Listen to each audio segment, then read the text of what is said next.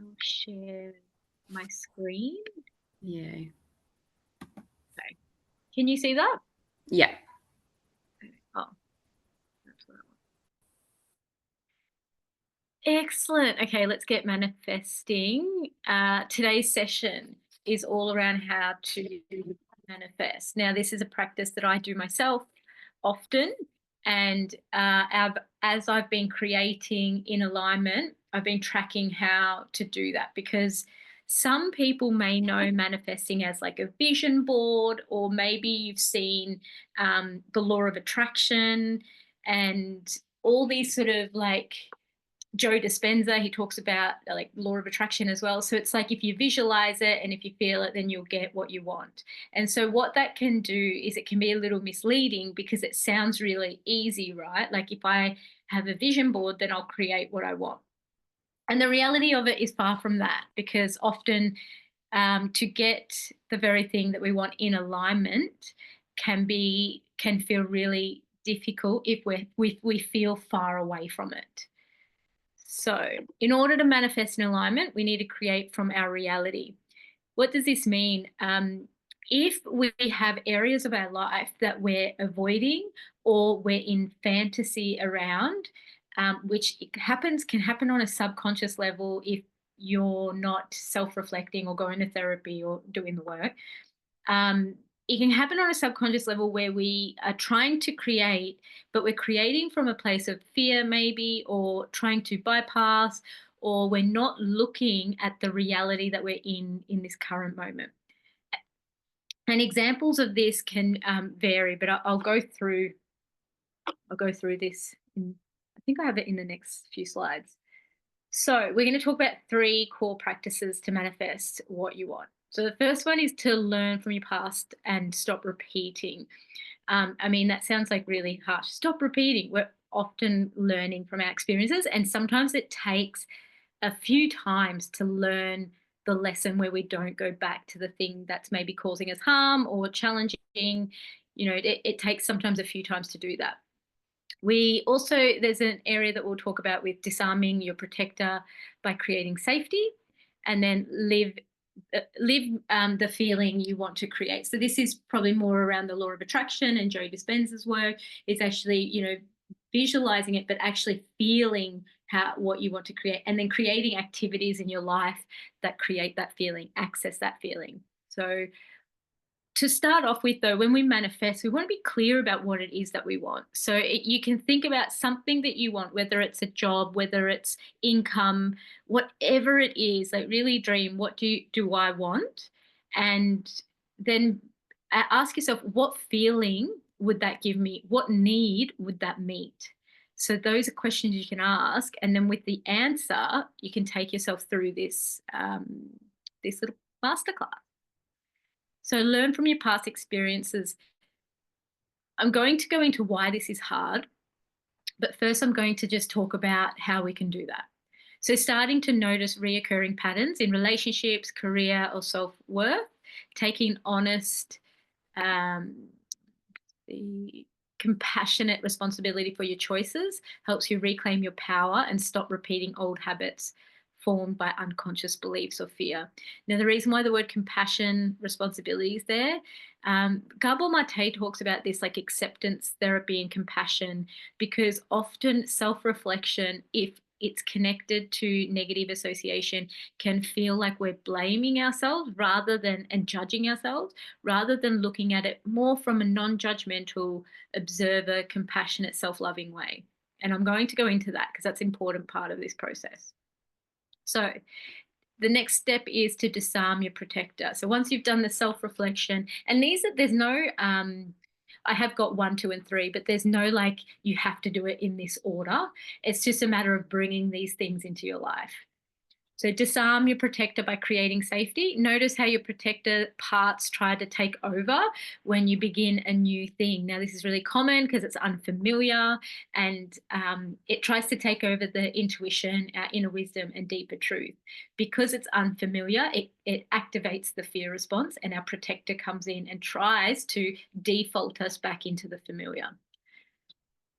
do they rush into? So do I rush into fix things, shut down into avoidance, overthink, procrastinate, or catastrophize, worst case scenarios? So for me, mine is fix it. When I feel stressed and my protector comes in, it will go into either fix it or catastrophizing. There are times where it can go into procrastination, but my default is more fix it and catastrophizing when I'm under a lot of stress. So part of the work that I do is ground before I make any decisions and slow down, because if I make decisions in fix it or catastrophizing, what actually happens is I'll make these big grand decisions that are not aligned with me. They're more aligned with my protector, and not my intuition and my inner wisdom, and then it creates more unwanted results. So the way that I've navigated that is I slow down and then I ground. I get some support, maybe some support from a friend or a supervisor, especially in my work, and then I might make a decision. Often these patterns, and I'm still practicing this as a human, we're all practicing, not defaulting. Often these patterns are sabotage that attempts to soothe you, but the familiar into the familiar, because they follow your inner, because following your inner truth can feel threatening to your nervous system, which is what I was saying. Change, even healthy change, can stir up fear, uncertainty, or a sense of losing control. And when that happens, your protector may try to keep you safe by pulling you back into old habits, stories, dynamics that once felt more predictable. Meeting your emotional and physical needs during this process, and I'll go into that in the next slide, whether it's creating a stepping stone to support your need for stability and certainty, grounding or support helps you feel safe enough to take aligned action, reducing self-sabotage and overthinking. So the protector here really needs to know that you've got their back. So it's not a matter of pushing the protector away and shaming it and all those sort of things. It's actually a vulnerable part of us that has emotional and physical needs to feel safe. And this will vary person to person. And these needs, so say if I really need stability and certainty right now, then creating that for myself in my life is what will support me to not go into my protector, because then my protector's soothed by creating that certainty. So live the feeling you want to create now, rather than waiting for external change to feel that way. So often we can wait to meet a goal to feel good. It's identifying how you want to feel once your desire manifests, and start creating that feeling in small ways. So often for me, feeling light and in flow and abundant, the way that I do that is I signed up for the gym and I go there at least 4 or 5 days a week. That makes me feel good. I'm doing something nice for myself. Other things that I do is I rest. I do my work, but I make sure I have rest space. Take my dog for a walk with no phones, no electronics. So really bringing into your day peaceful times where you can do this stuff. Why is it hard to achieve this, right? Like there's these 3 areas I'm talking about, and law of attraction and manifesting, they can make it sound easy, but actually in actual fact, it can be one of the hardest things that we do in life. So let's talk about why that is. So learning from past experiences. Now, what I've learned as a common theme in the work that I do is I've got people who have a really negative association with self-reflection. Now, what do we do in therapy? We self-reflect. And why people can have a negative association with this is growing up, when you did something where you made a mistake, maybe there was a behavior that your parent didn't like and thought that it was not healthy, or they had a negative association towards it. The way that they treated you when you made a mistake has a real impact on your ability to self-reflect. For example, if your parents were people who put you in timeout, or you've got to go to your room, think about what you've done, and haven't really helped you explore what self-reflection in a healthy way, then there will be a negative association, like a physiological conditioning response. What I mean by that is it's not just your mind thinking it, it's actually a fear response that will come in. So therapy alone can actually activate this fear response and can bring this hypervigilance in, where you may feel like you're judged by a therapist, you may feel like they are attacking you in some way, you may feel shame. But what's really happening is there's an association with being asked questions and supported during that process. And the only way that we can look at our reality is through self-reflection. What stops us is the feeling we're trying to avoid, which is shame. We're blaming ourselves. Maybe we were gaslit when we were young and often blamed for things, but no one really taught us how to process what was happening. And no one, like there might not have been healthy communication. So in relational therapy, and very much what I do is invite you to lean into, if we're speaking and I ask a question and it creates a physiological response and the story is I feel judged by you, then leaning into that, because that's self-reflection. When we go into relationships with people, we need both people to be able to self-reflect. There are people who cannot do this because they or maybe more avoidant, and they're so fearful of being blamed or judged or shamed that self-reflection means that negative association. So they often say, no, it's their fault. If you have this in a relationship, you can't really have a healthy relationship with someone like that. You tend to walk on eggshells. You tend to sort of try to suppress yourself because you can't express yourself because you might hurt their feeling. But if someone doesn't know their process, and when they feel an activation come up, a feeling come up, what will happen is they'll project out. So in a fight, maybe you give someone feedback, they will project out to that person. So I feel judged, but because I don't know I feel judged, because I was never taught how to self-reflect in a healthy way and I have a negative association with it, what I will do is hurt the person back in a way where it makes them feel judged or hurt. And that's projection, because I'm not owning or I'm not seeing and reflecting the part of me that feels judged. So I'm actually reacting from a fear response. Defend, anger, people please. So we have different ways of that. So why is this important? If we do not self-reflect and we let our the feeling of shame come in, what happens is we're constantly, the universe, people, everything is giving us feedback. If we don't self-reflect, we're actually in a fantasy bubble of who we really are, and we're denying and avoiding the reality. So we cannot manifest in alignment from that place. So self-reflection would have to be probably one of the most important things to manifesting from your truth, from reality, and your truth. Sometimes our truth feels like reality and it might be fantasy. So that needs to be questioned too at times. So why does this matter? Learning from your past without guilt or punishment is how you stop repeating old patterns. Shifting from fear-based reflection to compassionate curiosity can help you break the cycle and manifest new empowered outcomes. So it's pretty big. This has been it's a very big thing. So with this slide, I just want to point out the common ways we can react if we're not self-reflecting. So in a relationship, or it might be when we get feedback, it might be just in general looking at our life. So we can be someone that goes into a default or defending, yelling, blaming, name calling, judging, or being passive aggressive. That's more in the fight response. The flight response is shutting down or leaving the conversation. So just not communicating, shutting down, walking away. And then the fawn response could be self-abandonment and pleasing the other person, apologizing excessively, dismissing your own feelings. So when someone can self-reflect, they can pause, respond with authenticity. They might say, that feedback you made me feel hurt or misunderstood, and open a space for curiosity, repair, and connection.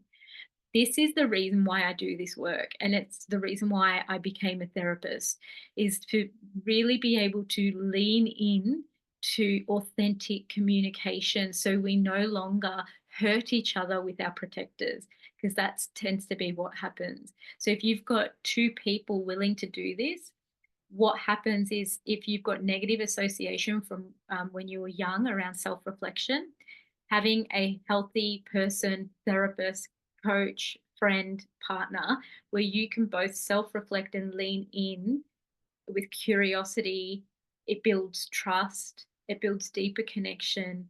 It starts to enable you to be vulnerable in a safe space. And there's just so many benefits of this. So self-reflection is what turns conflict into clarity. Without it, we project fear, which is what I spoke about before. With it, we create space for truth, growth, and deeper understanding. So ways that we can self-reflect. So on our own, let's say if you can't afford therapy or a coach or something like that, you can start to journal with curiosity. So say if there's like a common pattern or theme in your life where you just constantly get this result, and you're starting to realize this, because we often come to this in our 30s, 40s, 50s, 60s and up. Like we see the patterns because we've lived for a bit to get to this point, right? So we've made these decisions and we see patterns. If you can journal with curiosity and acceptance and compassion, you can start to see the patterns. So I had a client of mine that journaled about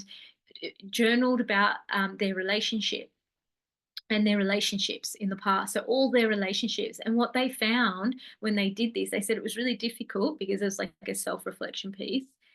And what they found at the same time was these patterns. And they got to the core of the very pattern that they keep repeating and why they keep repeating that pattern. So understanding that enables you to go, okay, I can create a plan around how I can not repeat that same pattern. So journaling can be really powerful for self-reflection. Doing activities that ground you and bring you into a state of presence to access insights and insights. So this is where, if we want to access our intuition and inner wisdom, grounding, whether it's meditation, walking in nature, whatever it is, you start to get drop-ins that are more from a place of groundedness, and also from our adult self, like our higher self as well, where we are making decisions that are more based on like our potential as well. So also curiosity, looking at what you have been avoiding. This is a good question. I ask myself this: what am I avoiding? And I still, as a therapist, am asking myself this. Anything that we're avoiding is the very thing that we need to sort of move towards. So if I'm avoiding it, I'm not bringing it into my reality, and that's where we can create more chaos in that space, or not sort of get the outcome that we want. So really moving towards what we're avoiding. So you can just make a list of those things, create a plan around it, whatever feels right. And now in relationship with others. So I recommend self-reflection with both, if possible. Let's say you haven't got the funds to see a therapist, start on your own and start to create a plan to be able to create more support around you. If you can see a therapist too, and you can have both, I would highly recommend having both, because your therapist is outside, or a coach or someone who's outside from your own experience can give you feedback and mirror back to you things that you might not be able to see yet, and help you get to parts of your experience where there's patterns and things that are happening, so you can co-regulate together, ground, and create a plan from there. So relational therapy, which is what I do, close friends who also are willing to share authentically and self-reflect. So this is how I choose my friendships. Can my friends self-reflect, and are they willing to lean into authentic relating? I'm experiencing this. When you said that, I would like to talk to you about it. I'm curious about that situation. I just had this recently in my friendship with a friend of mine, where we did it really beautifully. She had an opinion on something, and we were talking, and I noticed myself feeling heightened and defending myself. And she said it so beautifully. She said, I noticed that you're taking this personally. And I'm like, yeah, I think I am. And what's happening for me is that. So I was able to give her my experience, and then we what had happened is I misunderstood her and what her intentions were. So we were able to unpack it together because we could both self-reflect and not project our fear response or project our protector onto each other. With your partner, if you have a partner, you can also self-reflect with them if they're willing to do it as well. Therapy is really great place to start because it's a healthy relationship where you can lean in, knowing that your therapist is paid to do this, is trained to do this. This is why we do what we do. Okay, disarm. So moving on from self-reflection to disarming the protector. A lot of this work is around inner child work to be able to then tap into your intuition more. The reason why it is your inner protector isn't trying to sabotage you. It's trying to actually protect you from things that in the past have been really hurtful, such as criticism, judgment, um, those sort of things. When we step out of our comfort, when we try something new, our protector is kind of heightened because it's like, wait a minute, this is unfamiliar, and the reason why we haven't done it in the past is because it feels unsafe. So there are certain needs in this space that need to be met in order for us to manifest in alignment. So if I ignore my needs that my protector needs, I'm bulldozing to try to manifest. That's out of alignment. Generally, when we bulldoze out of alignment, our relationships will suffer, our health will suffer. So we might get the thing that we want. Maybe it's a business, maybe it's a job, maybe it's money. We might get that practical thing. But when it comes to relationship to self and others, that might suffer. So in order to manifest in alignment, what we really need to do is bring the protector with us. And then we can also navigate what's my protector and what's my intuition. So ways to work with our protector. So identify your needs. Again, if you can't afford therapy, you can do this through journaling. You can also do this by looking up needs lists online. So Google a needs list and see what needs resonate with you at the moment. That's a really good way to identify, okay, these needs are what I require to feel safe, to feel like I can build from this place. Inner child work and reparenting your inner child. So that's bringing the protector part of us along, the vulnerable part of us, bringing them along to manifest. That inner child work comes with the next point, which is resistance work. What is the resistance? Why am I continuing to get the unwanted outcome I want? Usually there's resistance. So there's this part of us that wants it and this part of us that's fearful of it. And so becoming aware of those parts to support what you need and to listen to those parts and bring them both on board in alignment is what you want to be able to do to manifest. And then lastly, we've got the last point, is to create habits that support your nervous system. Now, this change will, because the protector is the fear response. Let's just say it simply like that. The protector will put us into a fear response. So it will either make us, when we're trying to manifest, it will make us either go into a bit of a fix-it mode, manic mode. So that's maybe a default where we take big risks and try to get the thing really quickly that we want. It could make us also go into more of a shutdown avoidant mode where we don't take the action that we need to take because we're shutting down, we're procrastinating, we're fearful. It could also be where we go into more of a fawn response. So I'll put everyone else's needs before mine.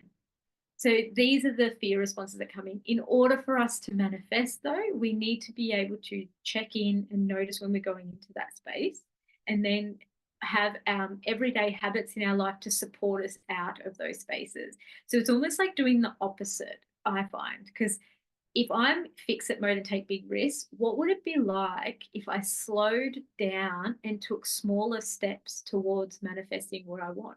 What would that feel like? What would that be like? let's say if I'm someone that's procrastinating and I go into shutdown, what would it be like if I moved forward with my idea and created a support network to help me, because I feel vulnerable doing this. So creating and letting people know that I would like some support from them. And then lastly, the point, if I'm someone that puts everyone's needs first, what would happen if I put my own needs first? What would that be like? And what fear comes up for me around that? So really doing something different and bringing in different habits to support us through that, support your nervous system. Anytime we're in the fear response and making decisions from there, it's out of alignment and it will tend to not end as well as we want it to. Building habits that regulate your system, such as daily grounding practices or taking moments of pause, you create the calm needed to make decisions from a clear, centered place. So again, that helps you tap into your intuition. Without these habits, decisions will be based on stress, fear, urgency, rather than clarity and intention. Okay, ways to create new habits. Bringing activities in your life that support your health, anything that will make you feel good in a healthy way, whether it's nature walks, whether it's what you're eating, whatever it is. Activation work, noticing when you're activated in the fear response. I've got a free guide on my website for this. My clients have all the guides around this sort of stuff as well. Observe and take charge rather than allowing that voice to rule your decisions. The part of you that back online that, okay, so I don't know what I've written there, but why I've written it that way. So what I mean by that is to observe the part of you, your protector, that wants to take over and wants to get and has this pull over you to go into decisions that are familiar but not necessarily what would support you to manifest in alignment. Once you observe that, get online the adult part of self, the part that is more grounded by doing things that ground you. So create a list of grounding and soothing activities to support you: walking, breathing techniques, nature, laying for 5 minutes and listening to a meditation, seeing a professional, cold or hot shower, massage. Those are some examples. So this is where manifesting is not about receiving what we desire. It's about the process of becoming. So it's creating a new identity. This is why it's not easy, but when you start to create it, you start to get different results. And as you're collecting the evidence of those results, that's when you start to see, oh, okay, this works.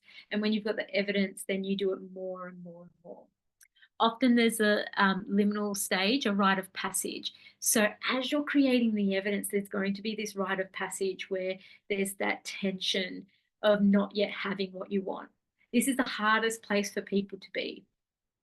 This space can feel uncomfortable, uncertain, even confronting. It's where old patterns try to reassert themselves, and our nervous system may interpret the unknown as unsafe.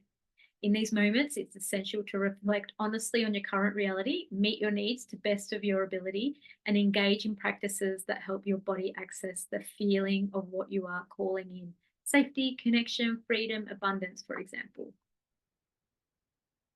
So there is also, in this tension where we're holding and we haven't got quite what we want yet, there will be times and impulses of wanting to bypass. And sometimes it can be an opportunity that comes up that may not be aligned for us, but there's this urge to want to get that thing because we believe it will create the certainty and safety for us. So being aware of this impulse where we want to bypass. Without awareness, we may try to bypass the discomfort, making impulsive or desperate decisions just to escape the in-between. So I know I've done this. So many people do this, and this is how we learn. So I know I've made decisions from desperation, and when I've done that, what it's ended in is hurting myself. So I've had to self-reflect on those times, and then that self-reflection has given me the ability to not make the same mistake over and over. So this is why it can be really hard, because generally in that tension space, we make decisions from desperation, from escape. We want to escape something. And although they don't work out, if we can reflect on those, that's where we can grow and learn. It's really difficult to do, but it's worth it. You know, you're trying to bypass when things that begin to feel really hard and forced. So when we, maybe you're trying to take a risk and you're investing in something, and you've been trying to sign up for this thing or get money for this thing, or you're trying to do this thing and it's really hard to do. It's just not working out. You're not finding the time, you're not finding the right person, you're not, whatever it is. That's generally saying that we need to slow down, come back to what is the reality of what's happening. So what am I missing? What am I avoiding? What am I trying to bypass? That way you can start to see, oh, okay, I'm trying to force this to happen because I'm trying to escape or make a decision to change what's happening. There's a sense of urgency, tension, or trying to make it happen instead of allowing it to unfold. It's a different way of being too. This is why knowing which needs matter most to you and creating stepping stones to support those needs. So if the need for certainty really matters for you, creating something, a stepping stone, so it might not be the end product, but a stepping stone to soothe that need of certainty and still have space around you to be able to get to where you want to be. An example for this for me was, as I was building my business, I worked for a mental health retreat center because I had a need for confidence and certainty, and that supported me to get to where I am today. It was a stepping stone. I knew it wasn't the end, but it was my stepping stone to get to where I am. And I learned so much. So it was an aligned stepping stone too. So it might not be quite what you want, but it's almost there, and it's going to support you with the next step. This is the work, holding yourself with care while your reality shifts to match your version.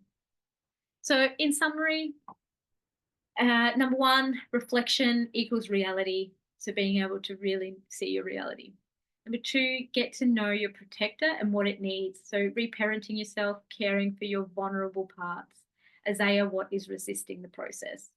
Number three, identify the feeling and take action in your everyday life to access that feeling state and soothing your nervous system, creating a new identity. And then I've got a little note there to create a supportive team around you. Number three, the accessing the feeling that you want is one of the most important things. And it's such a simple thing, but it's one of the most important things because often we make goals thinking that once we've achieved it, it's going to make us happy. And time again, especially in the work that I do, and when I worked at the mental health retreat, many people had achieved their goals, and then they realized that the thing that they thought would make them happy didn't actually make them happy. So creating and accessing that feeling before you achieve the thing that you want really gets you into that alignment so you can make decisions from that place. And that is at the end of our session of the lecture part. Tracy, how did you go? I know there was a lot there. Yeah, there was a lot, but it's all really poignant for where I am, of course, at the moment, and really super helpful because I think the thing that I'd struggled with was individually, like if there's sort of just one thing that you are focusing on, if that's sort of a career or something, then you can give that the dedicated focus. But when it feels like at the moment I've had that wonderful thing of just everything happening at the same time where it just feels like all angles. And so that's definitely been hard to sort of disrupt the protector and stop going into my usual, which is try and fix, or if I can't fix it, catastrophize to the point that I shut down. Yep. So that's where I sort of generally tend to go with it. So I think the sort of good takeaway I got from this is just finding that aligned stepping stone, because that's, I think, at the moment for me is the biggest thing, is like I've got all of these different things coming at me. and trying to think of that's actually a really good thing, because it's obviously clearing out everything that was. So and when you're saying creating a new identity, it's definitely means that I can create a whole new identity in every single aspect of my life pretty much, because I have the chance to do that now with these changes, which That's is fantastic nice. way of seeing. Yeah, which is nice. But then, I was trying to think of that, but then it was still very daunting. So I think what I got out of today is just sitting and feeling into, not thinking into, is a big thing for me. So if when I'm looking at, I can actually now feel like I can compartmentalize these areas of my needs, and these different areas, what needs are within those different areas. So, career and family and relationships and things like that, friendships. And then I can actually look at just sitting with those, doing the things that, that is the self-reflection and self-soothing things that are positive, to find what is just an aligned stepping stone for me at the moment, and go from there. And I think that takes a lot of pressure off and soothes the protector from wanting to have everything sorted, because again, I do want to have some clarity and certainty around things. And so this would actually probably keep the protector at bay, just to know what's the next step. So I feel good in that I have now a practice I can do before our next session, to go, okay, this is what I'm going to at least try and do, is what is my next aligned stepping stone That's in each of these fantastic. areas. Yeah. Yeah. They're very Yeah. positive. What do you notice when you think about doing it in that way for yourself? Like, what do you notice in your body? I feel sort of calmer. I feel like lighter, because I feel like I have got a solution. Whereas, that fix-it part of you is always like, find the job, just find a job. You've got to find a job. Who knows if you're going to have your contract extended? So focus, and it's just, and that's exactly where you're saying you make those rash decisions, and you make decisions based off the wrong things. And so when I'm going back now, I can actually go, well, my need is still to have freedom within my role, but it's still to, have some of those things that I really want out of my roles, to connect with people and help people and do that. So I know I've got the space to do that. So I'm going to take my time to do that the right way. And so now thinking that I've got the aligned stepping stone is, okay, I'm going to now just, this is the next step that I'm going to do for that, to give myself time before I have to make that decision. Whereas before, I generally rush into that decision and start putting, resumes out, and then I get down that I'm not getting responses straight away, or, those sort of things that just impact and sort of flow on. Yeah, amazing. So when you feel that calm, you know that you're making decisions from a really good place. Like that's your indicator. Yeah, that intuition Yeah. part rather than. Yes, Yeah. yes. And would you like me to send you? I've got a little values activity, which I think could be really aligned with. Yes, please. And it's a very simple one, but values are like the very thing that can support us in creating as well, because it's like values can be met in many different ways. And when you were saying you've got like family, work, your stuff, like, so you're going to have all these needs, your values can sort of bring it all into one area as well, where you can make your decisions based on your values. So your decisions around family, your decisions around career, it's all based on your values. Yeah, that's nice, actually. That would be really nice. That sounds amazing. Yeah, Thank okay. you. It's a Yeah. very simple technique that I work, we give my